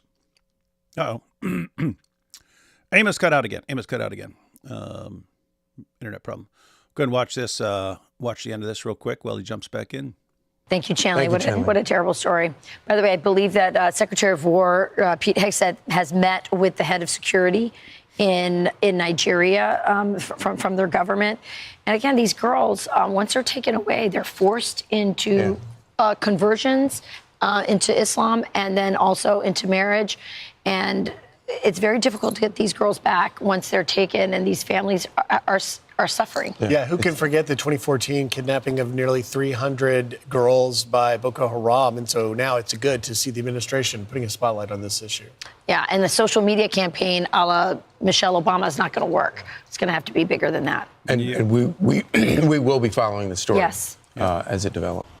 Yep, they referenced the hashtag campaign. Let's get Amos back here. Hey, brother. Yep, I'm back in. Good. Let's see. And I'm guessing it might have reset your mic again too. Oh yeah, I said it back in. Oh, good. See how this works? Yeah. Practice makes perfect. Yeah. Yeah. So I guess what I was trying to say is that, the perception, what they believe is that anything Western has to do with Christianity. Mm-hmm. You see that? And so one way that you can deal with Christianity is you oppose anything that comes from the West. And so this even began with those mainstream Salafi clerics and scholars who have been preaching and teaching about the happenings around the Western world in Europe. So if you remember, one time there was a religious crisis attack on Christians and then the burning down of churches in Nigeria during the cartoon that was designed about Muhammad in Denmark. Mm-hmm. And then there was one time again in 2001 when Nigeria was supposed to host the Miss World Beauty pageant, and then there was a religious crisis that opposed that. Okay, because of the perception that the misconception that the Muslims. Oh gosh, Amos cut out again. He's got some fluctuating internet today. Let's see. All right, so we'll go ahead and check out one more video clip. This is from some Christian leaders in Nigeria. We'll go and check out what they're saying. This is a press conference of the Adasisa Laity Council of Kaduna. Ours is simply titled, "A Nation Under the Shadow of the Cross, a Demand for Action." My brothers and sisters in Christ, fellow citizens of this country, and all people of goodwill gathered here today, we stand together not just as members of the council, but as a family. A family that is grieving, a family that is wounded, a family that is utterly and completely weary of the burying its own. Our hearts are not merely heavy, they are shattered. They are shattered by the unrelenting, brutal wave of violence that has claimed the lives of our spiritual fathers. 1 second, let's get Amos back.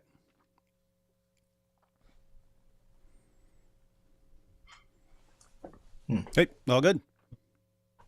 Yep. Don't worry too much. It happens. Yeah, so we're watching a video by some of the local Christians in Nigeria. They're sharing their thoughts on all of this and asking for help. Let's go ahead and see. Our priests and the steadfast pillars of our community, our lay faithful.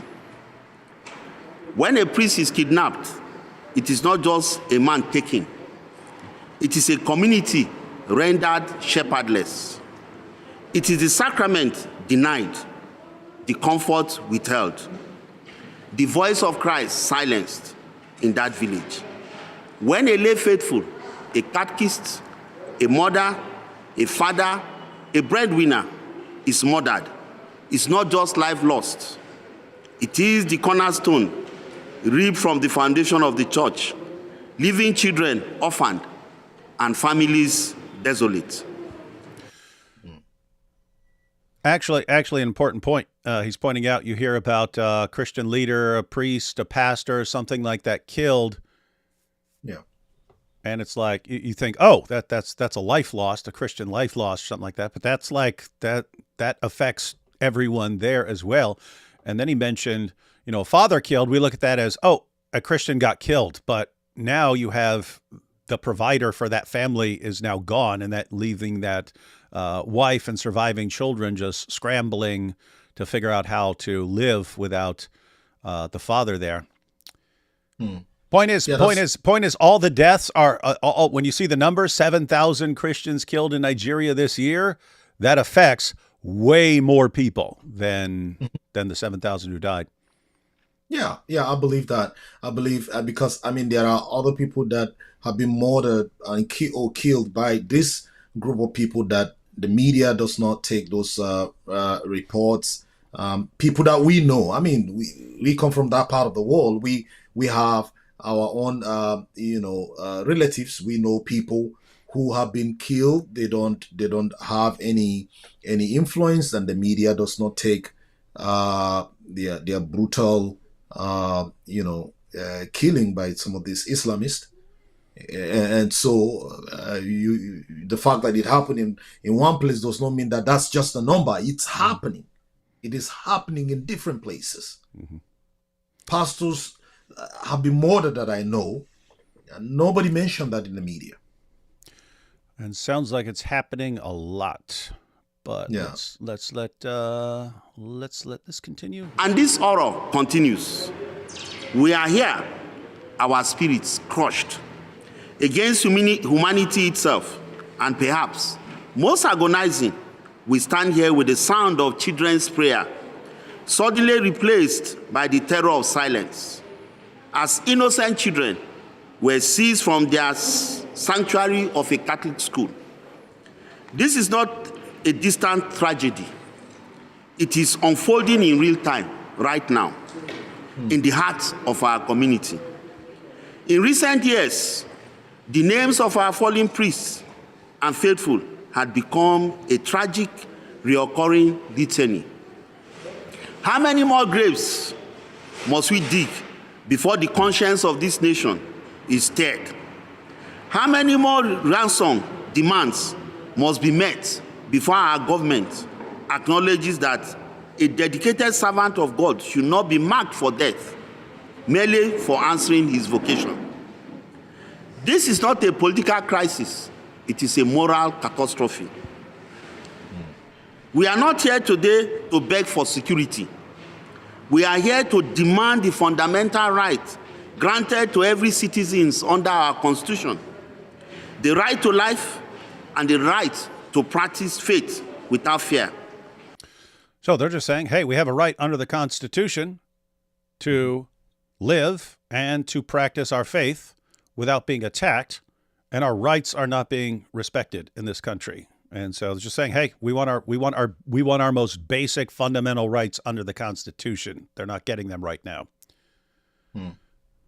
Yeah. Religious freedom is it's everybody's right in that country. I mean, the right to practice whatever religion that you have, but that's not the case. I mean, with the Islamists, they are calling people to Islam, and if you don't do it, you deserve to die, and they come for you. It's clear, and it doesn't matter how the other Muslims are arguing and presenting it. That's something that is just a mere political issue or socioeconomic problem. This group of people are saying, no, this is what we believe, and what we believe, according to them, is rooted in the Muslim sources. you see the thing. Mm-hmm. But someone out there would say, no, they don't know what they are doing, but that's not what they are saying. Yeah. They are driven by what they believe is a religious conviction. Definitely sounds like that. Let's see. Mm-hmm. The government of this nation, we ask you directly, are the lives of our priests, our faithful, and our children valued? We see the robust protection afforded to political figures and economic assets. Yet, our churches, our seminaries, and the roads our priests travel to minister to the poorest are left unguarded, effectively transforming our place of worship into targets and our missions into hunting ground. Wow. The time for places of worship are targets in Nigeria. condolences is over.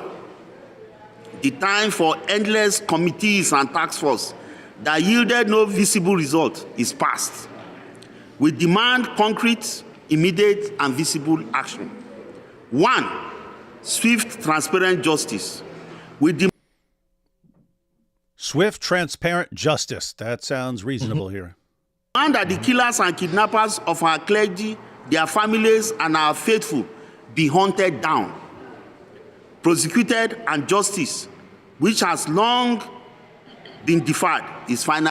And this is what you were talking about, right? He's demanding he's demanding justice, and you were saying they'll catch Boko Haram jihadis and then put them in the military and say they're rehabilitated, and now you've got these Boko Haram jihadis in the military. Weird stuff. Delivered. 2, protection of infrastructure. We demand specific, actionable plans to secure known routes leading to high-risk areas and protect critical church infrastructure, especially the schools where we entrust our children and the hospital that serve all citizens, regardless of creed. And that's, I mean, think about this, pretty reasonable demands, right? Can you guys at least protect schools and hospitals? Can you just schools and hospitals? Just protect the schools and hospitals. Can you do that? Can we start there? Can we get that covered? My goodness. 3, a clear security doctrine. We demand a comprehensive national security doctrine that recognizes and aggressively counters the specific threats aimed at religious leaders and institutions, which often serve the most vulnerable and marginalized communities. We have an unbroken resolve. Let the criminal elements and those who sponsor this understand. You may persecute the messenger, but you will never silence the message. The Catholic Church is founded not on sand, but on the rock of Peter. For 2 millennia, we have survived empires, persecution, and tyrants. Each time you kill a priest, you do not extinguish the flame. You only create a martyr whose sacrifice ignites the faith of 1,000 more. We will not abandon our post. We will not cease our work among the poor, the sick, and the children. We will continue to build schools where darkness reigns and hospitals where hope has fled. But while our faiths remain unwavering, Our patience with inaction has reached its limit. That's good. I mean, think about how patient they've been.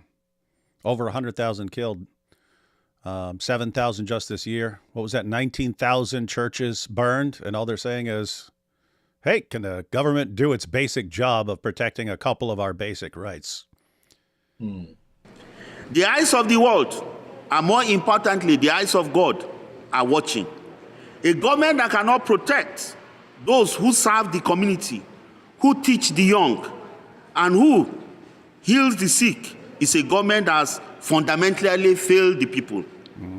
We look to you, our leaders of the state, to restore the dignity of life, the sanctity of service, and act now, before the shadow of the cross we bear becomes a permanent darkness over our nation.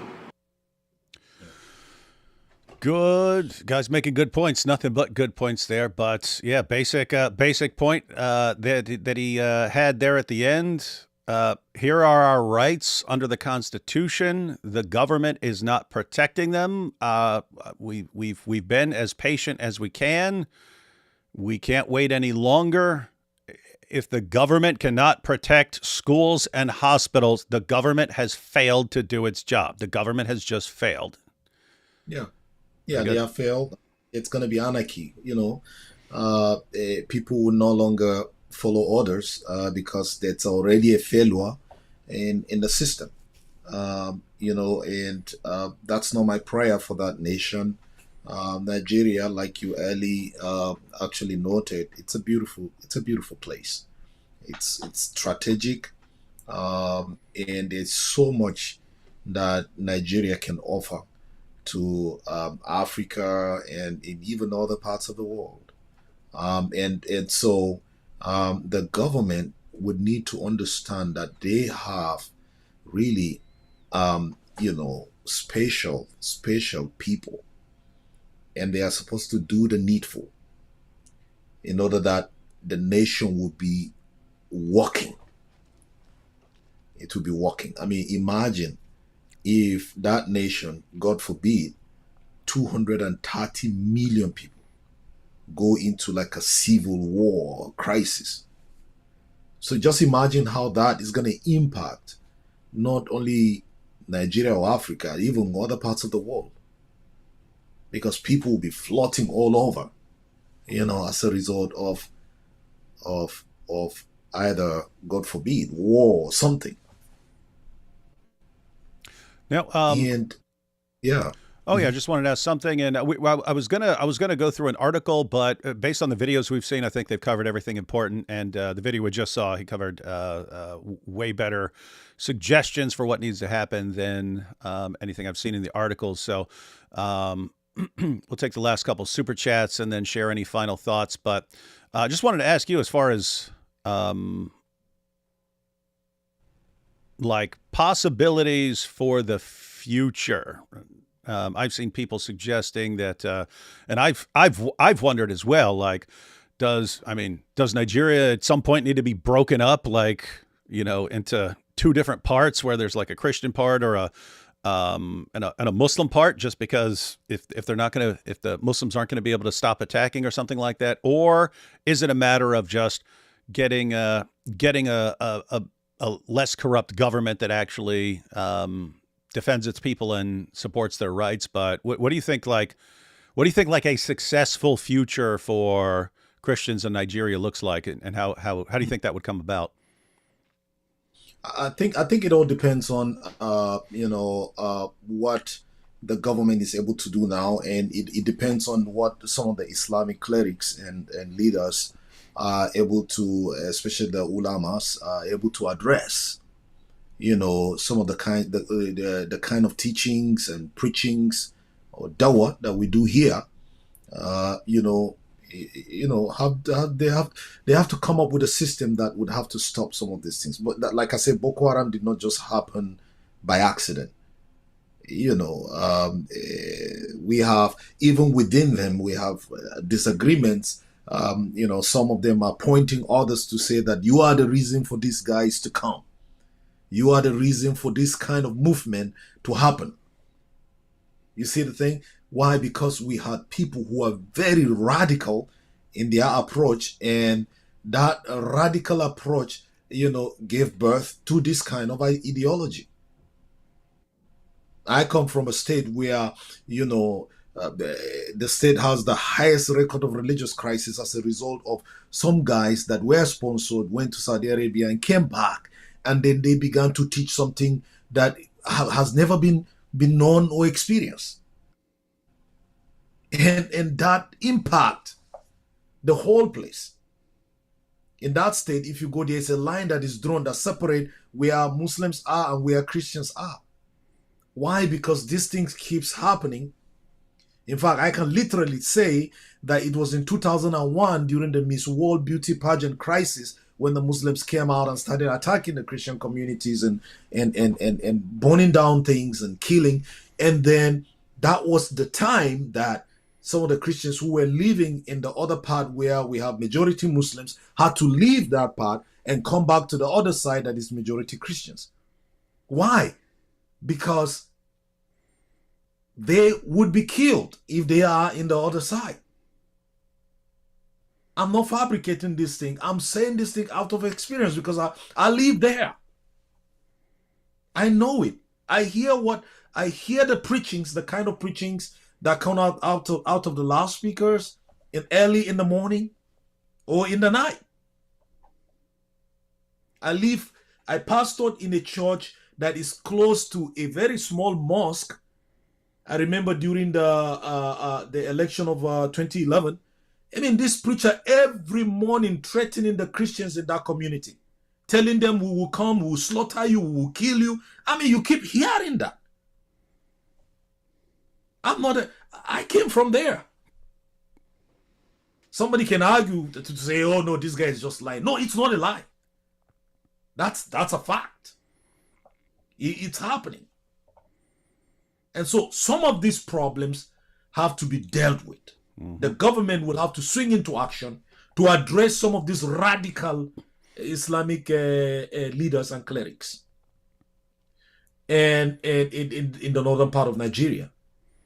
And then if the government is not able to come up with structures or some type of security architecture that will curtail these kind of problems, I think it might likely lead to what you're talking about. It might likely lead to some type of division. Mm-hmm. There's no way you can hide and say there is no genocide. If the Christians are screaming and crying and saying, hey, they are killing us, it is true. Some people say, no, why are they saying that? Because other Muslims are being killed. Well, who are the ones killing the Muslims? You see, that's the question. Muslims. Is it the Christians that are killing the Muslims? Yeah. No. Muslims. That's not, it's the Muslims that are killing the Muslims. Even if you point out to them and say, well, these guys are not true Muslims, it doesn't matter. But the guys are saying we are the most authentic Muslims. You are the fake one. And they are calling you to submit to their kind of Islamic ideology. If not, you are an infidel. As far as they are concerned, you are apostate. Yeah, I'm starting to think now, since people care so little about Christians dying in places like Nigeria, when we criticize Islam and people say, why are you criticizing Islam? I think we might just have to start saying, because Muslims are killing so many Muslims and we need to protect Muslims. Don't you believe we need to protect Muslims from the Muslims who want to kill them? Okay, then we need to deal with Islam, because in Islam it says, again, Surah 9, verse 73, not just to kill non-Muslims, but to kill Muslims who are hypocrites. And all these guys view everyone else as hypocrites. And so that's why they can't stop killing each other. And so in the name of protecting Muslims, we have to deal with Islam. Maybe leftists would go for that more than since they're not very concerned about Christians. Yeah, if they are able to deal with sympathy, we have a lot of sympathizers. So if the military or the security operatives are trying to address the issue, then the other mainstream Muslim community would start becoming sympathetic to what's happening. You see the problem? So they should be able to cry out and not to wait when others are saying, oh, we are experiencing genocide, and then you come out and say, no, it's a lie. No. It's happening. It's happening. If it is happening in your community, then you need to say it so that we will come now and address the problem that Muslims are also killing Muslims. Then let's begin to figure out who are those Muslims that are killing the other Muslims, and let's get rid of the Muslims that are killing the other Muslims. Maybe we would have some level of peace. Yeah, maybe. I think, guys, you guys know how many ideas I mention in a live stream or something like that, and then I forget about them, so I tell people to remind me. But guys, remind me to make a video here in the next couple weeks that's titled something like, "We need to protect Muslims." And maybe people click on that and go, yeah, we do need to protect Muslims. And okay, well, then you need to go after Islam, since Islam is what's causing so many problems for Muslims. Yeah. All right, let's take these last couple super chats, and then we'll share any final thoughts on all this. Muslims have been doing this sort of thing for 1,400 years. Everyone put pressure on Congress. I think a military intervention will be required. I would hope that you get some solid people in Nigeria, in the government, and then, because I don't like the idea of another nation coming in and just imposing its will there. That's always going to be suspicious to everyone. It's always going to be, see, these are outsiders and so on. I do like the idea of a good solid group of people who are there, and you kind of support them if you can, something along those lines. Give them make sure they have the support they need. But yeah, we'll see what's happened. We'll see what happens here. Knowing Islam, the scariest thing is the danger the abducted children are under. Yes, we saw this happen in Afghanistan. A barbaric ideology destroy it. Yeah, bad stuff. And guys, it's a bunch of kids. It's hundreds of kids. The president is a Muslim, but his Islam is like Isa Kabir's Islam. His wife is a pastor and has Christian kids. Northern Muslims see him as a fake Muslim. Does that sound about right? Yeah. Mm-hmm. Islam is terrified of educated people, especially educated women. They'd lose their grip and Islam would cease to exist in less than one generation. Yeah, that's why. You may see this. You may get a chance to see some of the clips circulating, Amos, but yeah, you now have Dawa guys arguing that they need to promote low IQ societies to keep more people from leaving Islam. You can't make this stuff up. One of the problems is that many jihadist imams are those who studied in Saudi Arabia. That's what you're pointing out, that people are coming back from Saudi Arabia. Most radical imams in Ethiopia are the ones who studied there. You imagine that? You have these nations, and then people go off to study in Saudi Arabia, and then they come back as leaders of terrorist groups. And then they destroy the nation from within. Yeah. I mean, that's a good point there. I mean, it's happening. It is documented by books, and clearly with names, and people were sponsored for free and empowered economically. They came back and began to do their dawah, with this whole Wahhabi ideology, and this actually gave birth to what we're seeing today. In the case in Nigeria, it's the late 1970s. And in the 80s, we began to see all kinds of opposition and hostilities, especially even in secondary school, I mean, in institutions and colleges with an association that is called the MSSN, the Muslim Student Society of Nigeria, who were just rising against other Christian organizations that are on campus, opposing whatever they are doing. And this is historically documented. It's a place where we live. We've seen stuff with our very eyes. It's not a hidden thing, but we will hear people changing the narrative for some political reasons, and just to dismiss the fact that some of these realities are happening. David, did you see the Raymond Ibrahim live stream video covering Nigeria? It is titled "The Christian Genocide in the Media Won't Talk About." It streamed 2 weeks ago and covers recent history in the area. No, I didn't check that out, but I'd like to.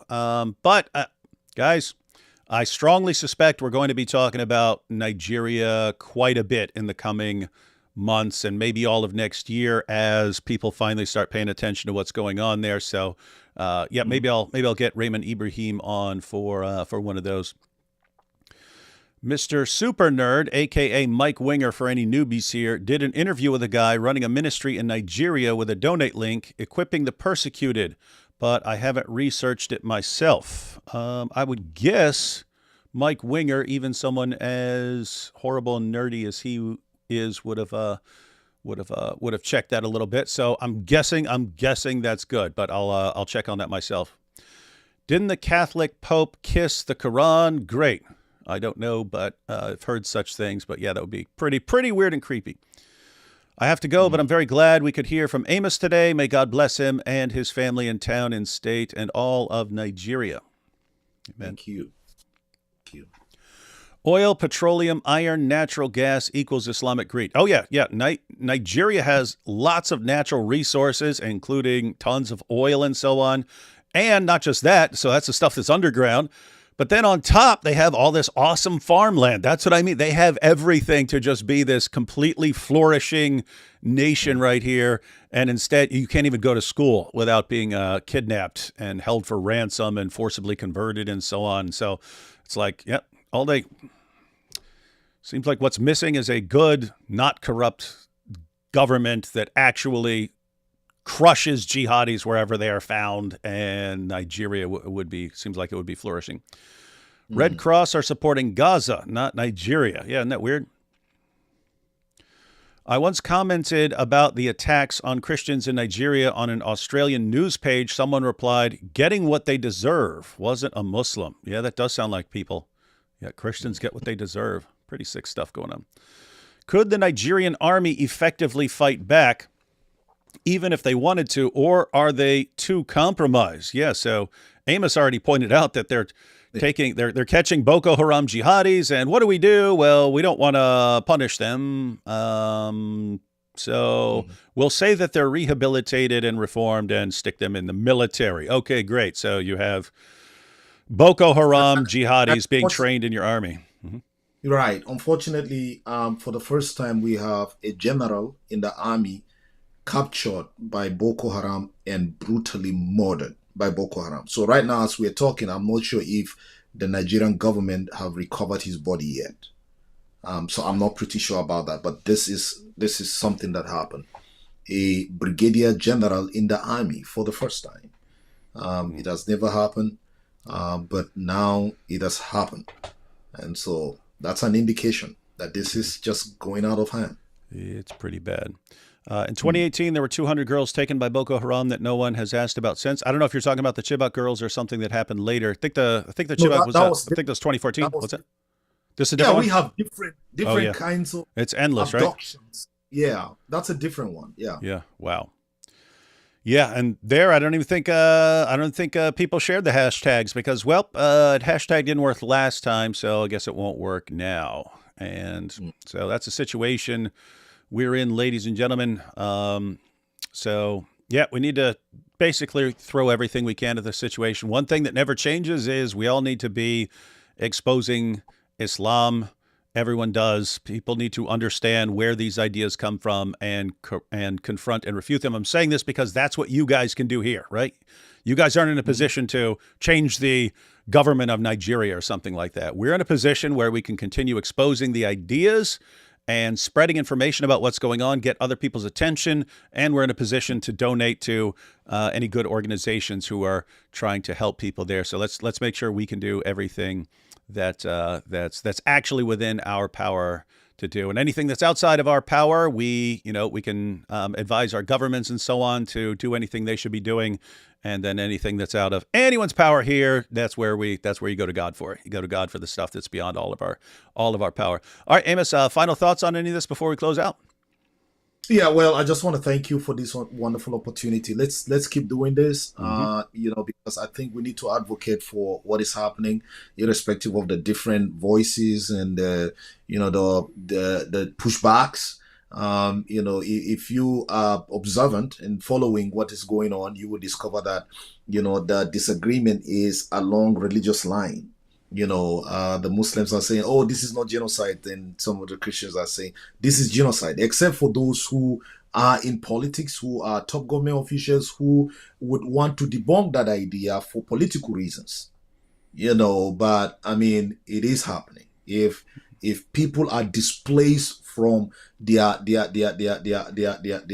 villages and from their ancestral lands, and what would be the best description of that?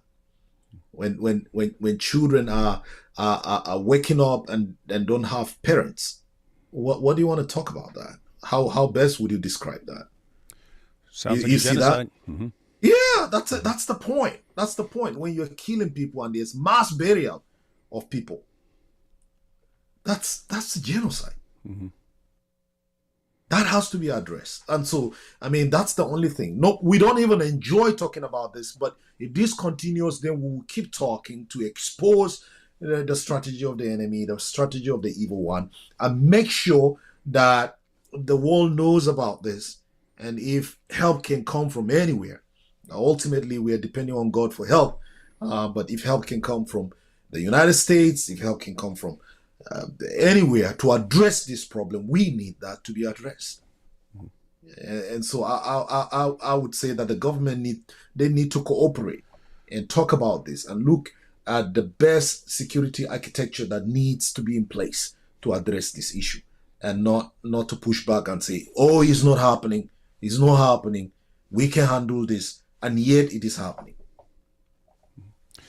All right. So thanks, Amos, for joining us. And ladies and gentlemen, again, I suspect we'll be talking about Nigeria a bunch in the coming weeks and all next year. We're going to make sure everyone is informed on the situation and that everyone is working together to fix the problem. All right. We'll catch y'all next time. Again, I'll be live with Inspiring Philosophy tomorrow, going through Muhammad Hijab's video responding to the Islamic dilemma. Should be good. Catch y'all then. All right. Go for it.